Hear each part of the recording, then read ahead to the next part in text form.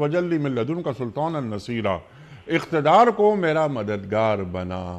یہ دعا مانگی جا رہی ہے، قبول ہوئی مدینہ منورہ میں۔ اس ذیل میں یہ فرمائیے ڈاکٹر صاحب کہ کیا یہ ریاست کا حصول دینی تقاضا ہے؟ دیکھیے، دینی تقاضا بنیادی طور پر اسلام کے نظام کو قائم کرنا ہے، ٹھیک، اور اسلام کا نظام اس وقت تک قائم نہیں ہو سکتا جب تک کہ کسی علاقے میں وہ تمام ادارے جو کوئی نظام تجویز کر رہے ہوتے ہیں یا اس اصول اور ضابطے کی بنیاد پر اس نظام کو نافذ کر رہے ہوتے ہیں، جب تک وہ خود اپنے اختیار میں نہ آ جائیں۔ میں بہت اچھی تمنا رکھتا ہوں کہ میرے ملک کا نظام تعلیم اچھا ہو جائے، لیکن میری آرزو اندر ہی رہ جائے گی اور اس کو کوئی نتیجہ نہیں ملے گا جب تک کہ وہ ادارہ جہاں پر نظام تعلیم کے بارے میں سوچا جاتا ہے، ضابطے بنائے جاتے ہیں،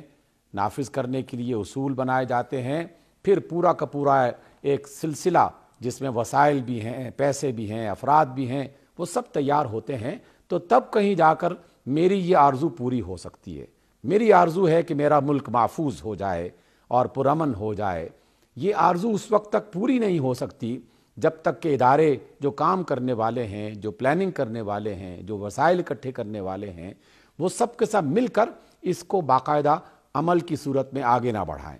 تو اس اعتبار سے محض دعا کرنا اور آرزو کرنا یقیناً باعث ثواب ضرور ہو سکتی ہے، لیکن یہ باعث نتیجہ نہیں ہو سکتی۔ نتیجے کے لیے ہمیں رسول اللہ صلی اللہ علیہ وسلم کے طریقے پر چلنا چاہیے کہ آپ نے لوگوں کو پہلے آرزو دلائی، اس کا طریقہ بتایا، اس کے لیے محنت کرنے اور جدوجہد کرنے کا راستہ دکھایا،